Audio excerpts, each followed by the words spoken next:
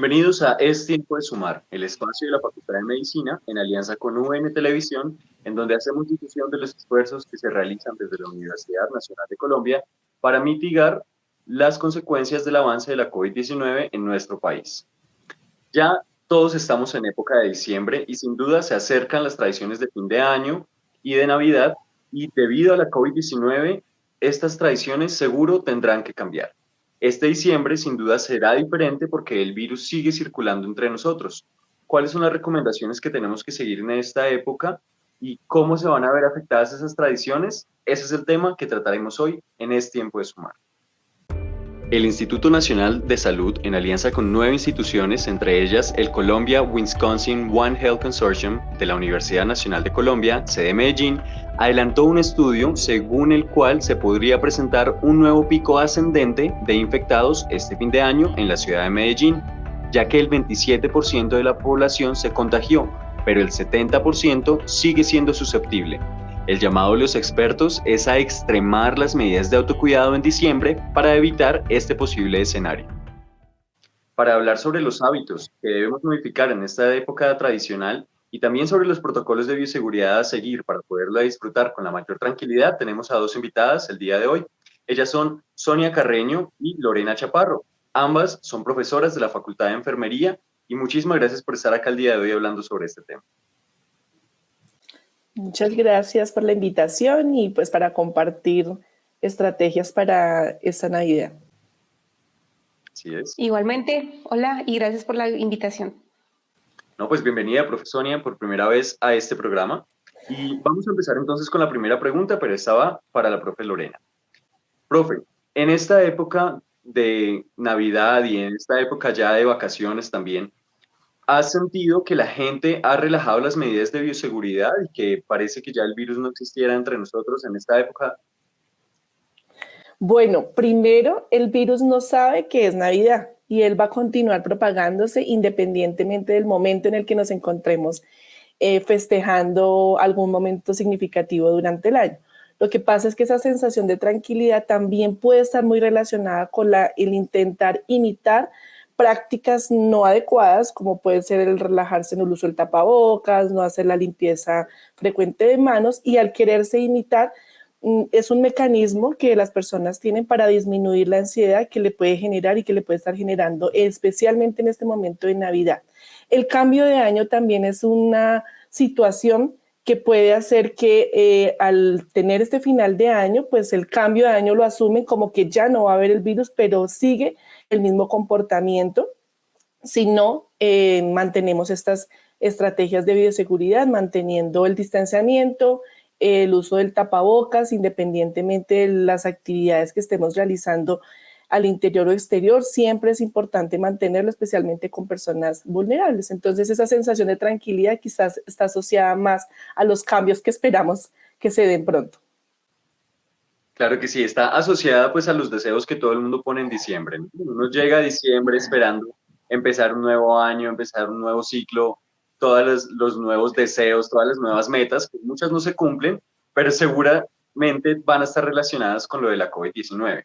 Pero en la misma línea que mencionabas de seguir los protocolos y mantenerse con las medidas de autocuidado, le quiero preguntar a la profe Sonia, ¿cuáles son las medidas que tú crees que la gente ha relajado, las medidas de autocuidado? Bueno, lo primero que hay que decir es que en realidad a este punto del año ya todo el mundo está en fatiga. Usualmente se llega a diciembre como que todo el mundo en momentos habituales sentimos que estamos cansados, que ya no queremos hacer nada y creo que hemos estado sometidos a unas medidas bastante estrictas y que limitan nuestra socialización y la mayoría estamos en fatiga. Yo en este momento me siento fatigada, quisiera compartir, socializar y demás. Hemos visto a través de los medios de comunicación que hay una percepción generalizada de que las personas no están cumpliendo las normas, que no están lavándose las manos frecuentemente, no están haciendo uso de la mascarilla facial o tapabocas, y pues todos tenemos como esa percepción también de que vamos a sitios aglomerados y demás. Yo me remito un poco a las pruebas, hice búsqueda de algunos estudios y encontré, por ejemplo, que en Estados Unidos reportaban que las personas que tenían menos nivel intelectual cumplían menos las normas de bioseguridad. Además, también encontré, por ejemplo, que las mujeres nos adherimos un poco más a esos comportamientos preventivos Pero además me llamó mucho la atención un estudio que hizo Profamilia que hizo un estudio Solidaridad 1 y Solidaridad 2 en abril y en septiembre de 2020, y con aproximadamente 2.000 encuestados la gente reconoce que ha ido como incorporando un poco más estos comportamientos como algo habitual. Entonces me llama la atención que a pesar de la percepción general de que no cumplimos con las normas, las personas sí son como muy conscientes, conocen y saben de la importancia de las normas. Hay algo que no nos permite saltar del saber hacerlo al hacerlo. Sí, y creo que es como la conciencia que debe haber acerca del uso de estas medidas. Además, la policía hizo un estudio donde encontró que la población entre 18 y 40 años es la que más incumple normas. Entonces, probablemente esto esté relacionado con que no sentimos que estemos en riesgo, entonces, pues, no somos solidarios con el resto de la población que sí puede estar en riesgo y que nosotros podemos transmitir el virus.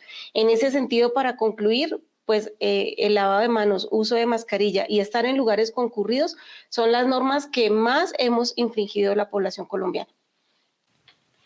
Bueno, pues el cumplimiento, digamos, de normas de bioseguridad es muy importante, como ya lo menciona la profe Sonia, pero entonces también tenemos que ponernos a pensar en que afortunadamente en diciembre no vamos a tener restricciones estrictas como las que tuvimos al inicio de la cuarentena. Tuvimos cuarentenas larguísimas, restricciones incluso para asistir a los diferentes espacios, establecimientos, pero afortunadamente este segundo pico se pudo controlar y esto nos va a permitir tener más flexibilidad de las medidas.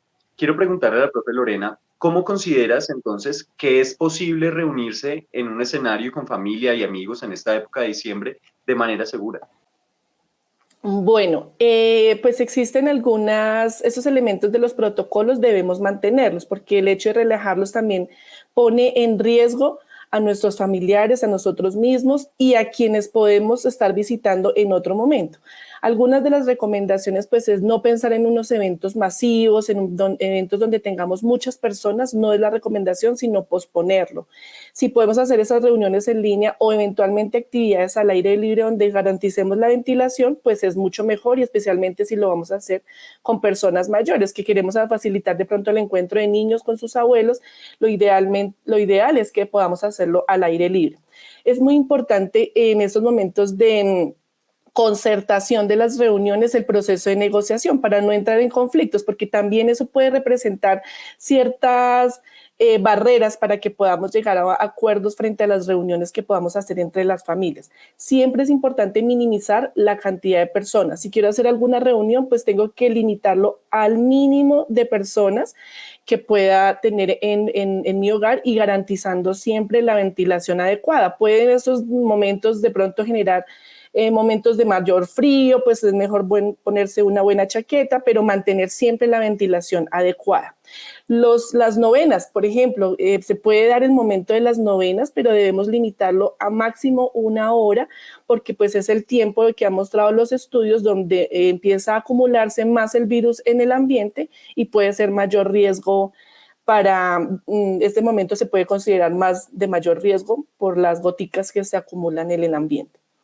Evitar siempre pues el contacto físico, si lo estoy haciendo en casa, pues evitar que estemos demasiado cercanos. Hay algo que se llama la paradoja de la intimidad, y es que a veces pensamos que si de pronto estamos dentro de un cuarto y charlamos para protegernos, eso puede ser una práctica no tan segura porque estamos aumentando el riesgo de contagiarnos en caso de que haya un caso positivo en estas situaciones.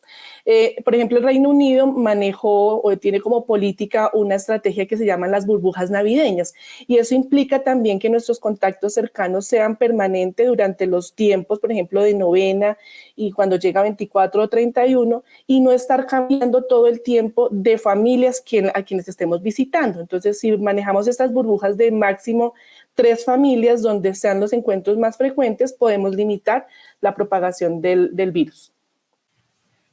Bueno, la profe Lorena menciona algo muy importante, y es que, por ejemplo, en las novenas vamos a tener la tradición de compartir alimentos. Y ya vimos en una tradición como lo fue el Halloween, que por ejemplo entregar dulces fue un hábito que debía haber sido modificado y que definitivamente no pudo llevarse a cabo este año.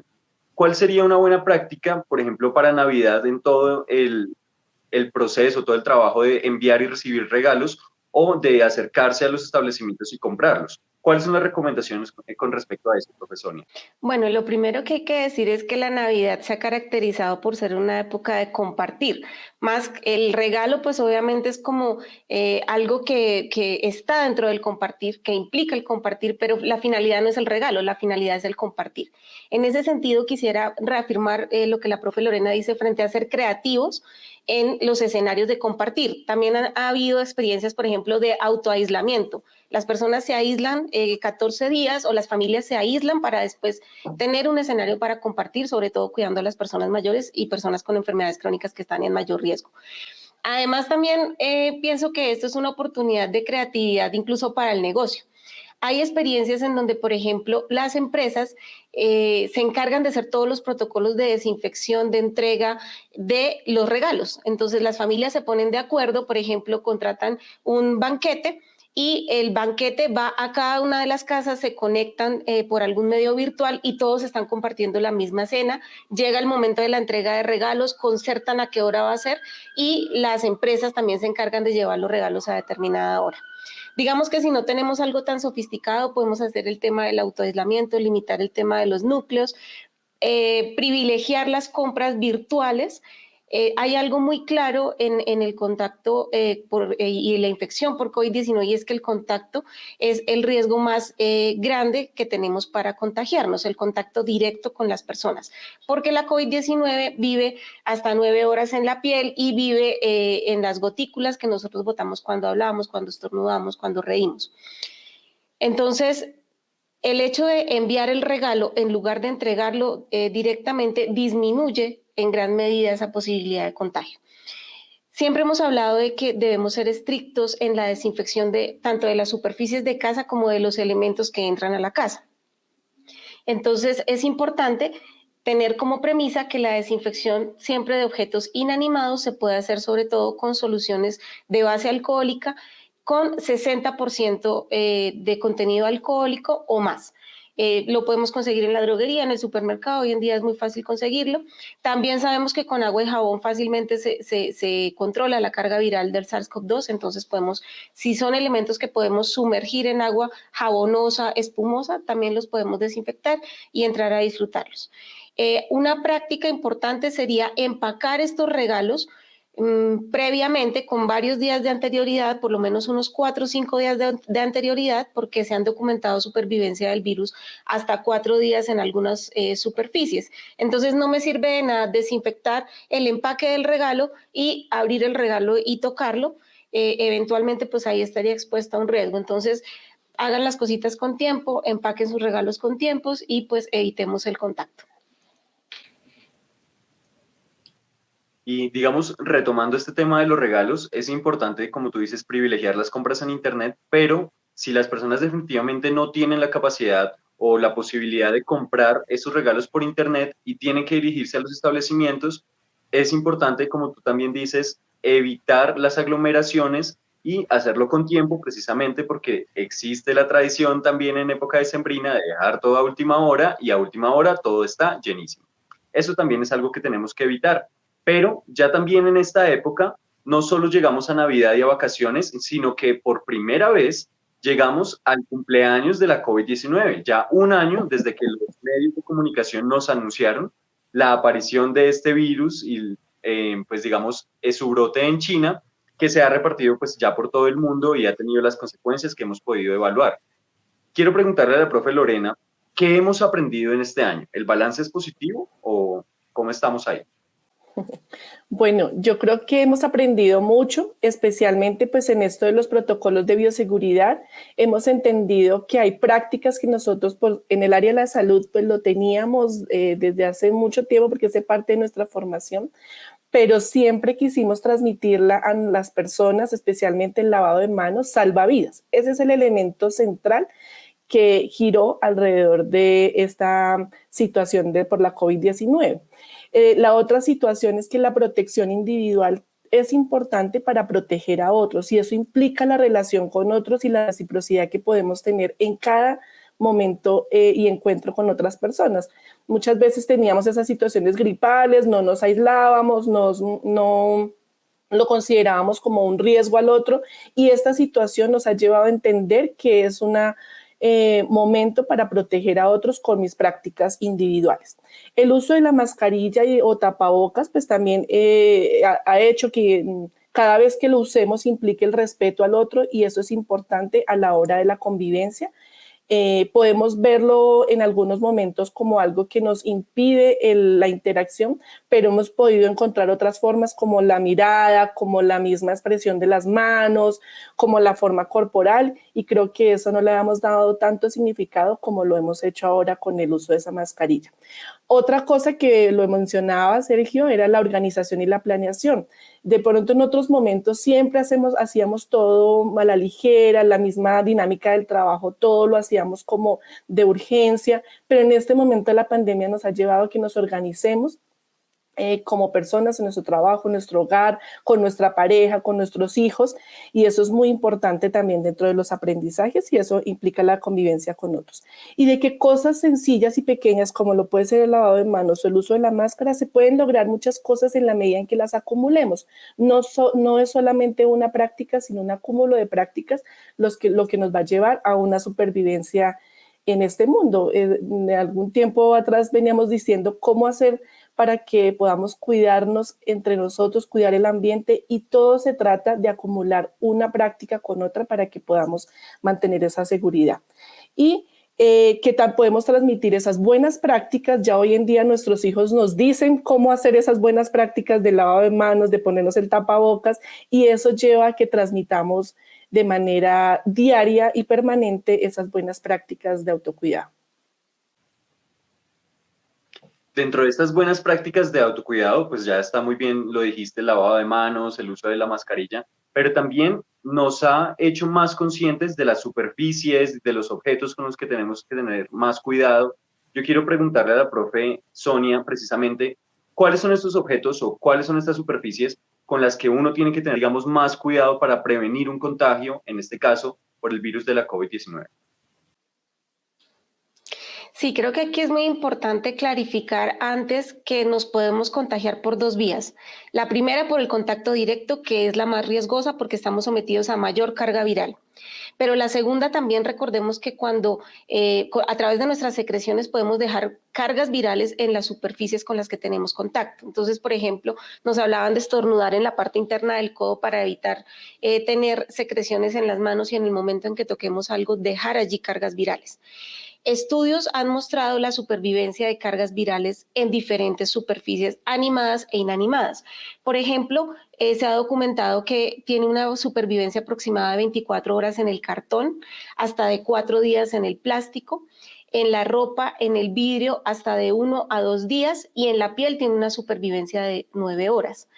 ¿Esto qué nos hace pensar? No necesariamente debo tener un contacto directo con la persona que está portando el virus, sino que puedo tenerlo con los objetos con que entró en contacto esa persona. Por eso es súper importante la manipulación. Sabemos que a través de las manos yo puedo tocar una superficie y al tocarme las mucosas, la nariz, la boca o los ojos, que son las mucosas más vulnerables, autoinocular el virus, autoinfectarme. Entonces, número uno, muy importante, evitar la manipulación. No vamos a ir con guantes. La recomendación no es ir con guantes porque los guantes nos dan una falsa seguridad y muchas veces pensamos que como tenemos guantes, olvidamos el resto de cosas e incluso nos tocamos la cara o alguna cosa con los guantes. La recomendación es estarnos lavando frecuentemente las manos y evitar manipular objetos que otras personas manipulan con frecuencia. Por ejemplo, si vamos en el servicio público, sabemos que es difícil, que nos tenemos que de pronto agarrar de alguna baranda, de alguna agarradera para no caernos, pero debemos evitar al máximo eso porque ¿cuántas personas han tocado esas superficies? Cuando vamos a abrir las puertas, todos los objetos que sean de manipulación, manipular dinero, manipular los datáfonos, también, por ejemplo, en el momento en que vamos a hacer las compras al mercado, estar manipulando los objetos, no. Miremos muy bien qué es lo que vamos a comprar, tenemos nuestro sentido de la vista y evitemos al máximo manipular para propagar el virus. Entonces, la recomendación es evitemos la alta manipulación de las cosas y lavémonos frecuentemente las manos o higienicémoslas con soluciones alcohólicas. Las podemos cargar en el bolso, están en todos los sitios públicos y pues en la medida en que podamos hacer todo desde casa, muchísimo mejor. No salgamos si no tenemos la necesidad. Bueno, profesor, ya entonces para darle un cierre a nuestro programa del día de hoy, hablemos sobre las recomendaciones finales que tenemos que tener en cuenta para todas las actividades a realizar. No solo el compartir, sino, por ejemplo, también la tradición de salir a mirar, digamos, los alumbrados, de vernos con nuestras familias, como ya lo hemos analizado, y muchísimas otras. ¿Cuáles son las recomendaciones finales? Profe Lorena, empecemos por ti.